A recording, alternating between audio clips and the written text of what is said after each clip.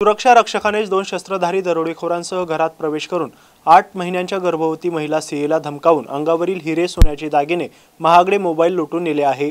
शहरातील उल्कानगरीच्या उच्चभ्रू वसाहतीमध्ये ही खळबळजनक घटना घडली असून जवाहरनगर पोलीस या घटनेचा तपास करत आहेत।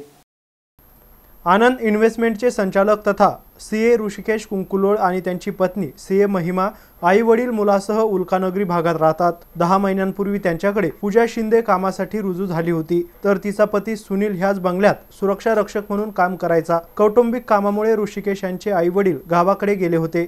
याचाच फायदा घेत आपल्या 2 साथीदारांसह सुनीलने बंगल्यावर दरोडा टाकला आहे।